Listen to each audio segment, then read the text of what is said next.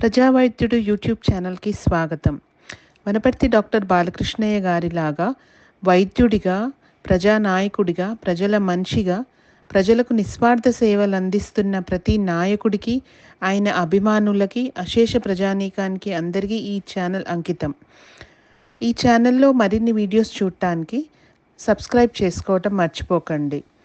దాంతోపాటు bell icon నొక్కి like చేసి కమెంట్ చేయండి. ఇంట్లో అందరికన్నా చిన్నదైన ఎన్నో కార్యక్రమాలు చేసిన ఇంత పెద్ద కార్యక్రమం అత్యంత విజయవంతంగా చేయగలిగిన మా చిన్నారి చెల్లి ఉదయకు హార్టీ హార్టీ హార్టీ కంగ్రాచులేషన్స్.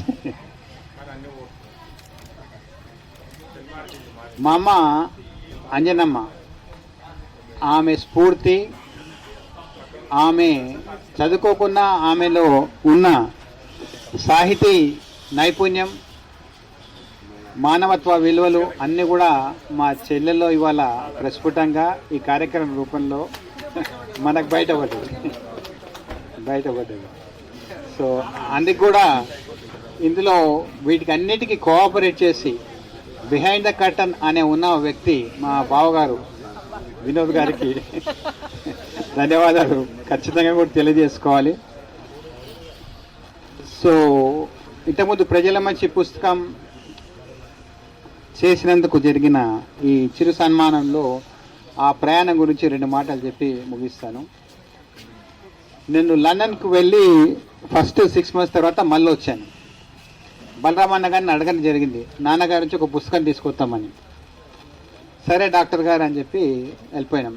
15 రోజులు మాకున్న లీవు, 15 రోజులు అడగడం, అన్నగారు సరే అనడం, మేము పోవడం జరిగిపోయేది.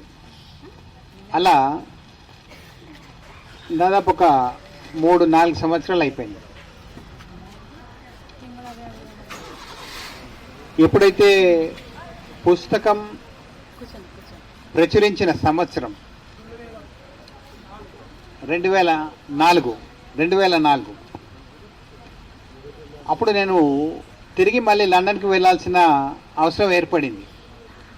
అన్నగారితో అన్నాను, అన్న మనకు 3 నెలల టైం ఉంది, ఈలోపు మనం పుస్తకం చేయాలంటే అన్నలో అంతవరకు తెలియని ఆ చైతన్యము, ఆ నైపుణ్యము, ఆ సాహితీ కళ అన్నీ ఇక్కడికి ఎలా వచ్చాయో తెలియదు. అన్నిటికన్నా మించి ఒక అందరూ కూడా అభినందించిన అంశం ఏంటంటే, ఆయన బిఎస్ఎన్ఎల్లో పనిచేస్తూ ఒకరోజు కూడా లీవ్ తీసుకోకుండా, మా కార్యక్రమం ఏంటంటే పోస్ట్ ఆఫీస్ దగ్గర, బిఎస్ఎన్ఎల్ ఆఫీస్ దగ్గర నిలబడాలి. 5:30 కావచ్చు, 6 కావచ్చు, 7 కావచ్చు. ఆయన ఆఫీసు అందరికి అక్కడ వచ్చిన ఆఫీస్కి వచ్చిన ఎవరైతే వ్యక్తులు ఉంటారో వాళ్ళని సముదాయించి, కస్టమర్స్ వాళ్ళని సముదాయించి వాళ్ళకు అవి మన క్వశ్చన్స్ తీర్చి, అన్న మాతో పాటు కారులో ఆయన అప్పటికే టైం టేబుల్ వేసుకుంటాడు, ఈరోజు ఎవరిని కలవాలి, వాళ్ళతో ఇచ్చే సందేశం ఏ విధంగా ఉండాలి, ఎలా తీసుకోవాలని అని చెప్పేసి ఉదయం అంతా ఆఫీస్లో పని, సాయంత్రం నుంచి రాత్రి మళ్ళీ ఇంచుమించు తెల్లారి వరకు వ్యక్తులను కలిసి వాళ్ళతో సమాచారం సేకరించడం, మళ్ళీ నెక్స్ట్ డే మార్నింగ్ వస్తే రొటీన్ అలాగే జరిగిపోయేది.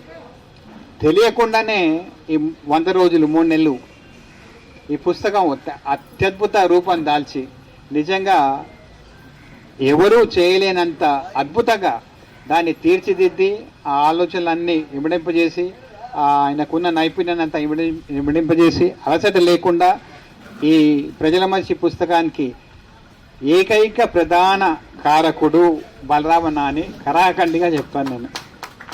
సో దానికి సహకరించిన మా చిన్నాన్న అమర్నాథ్ గారికి కావచ్చు, ఎడిటర్ రమేష్ బాబు గారికి కావచ్చు, మా అంతా ఇక్కడ లేడు వాడు స్వరాజ్యం స్వర్ కావచ్చు, టీకే కుర్మన్న గారు కావచ్చు, అండ్ ఆయన ఎడిటర్, తెలుగు ఎడిటర్ ఉండే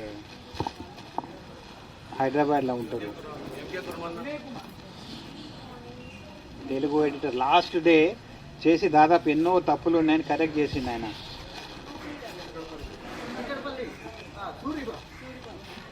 సూరి ప్రింటర్స్ సార్, సారీ పేరు గుర్తు రావట్లేదు, గుబ్బమట్టి వచ్చింది సార్. వీళ్ళందరికీ కూడా కృతజ్ఞతలు తెలియజేసుకుంటూ ఈ అవకాశం ఇచ్చినందుకు మళ్ళీ మా చెల్లి గారికి మళ్ళీసారి హృదయపూర్వక కృతజ్ఞతలు తెలియజేస్తూ ఈ కార్యక్రమాన్ని అత్యంత విజయవంతంగా సమకూర్చినందుకు ధన్యవాదాలు తెలియజేస్తూ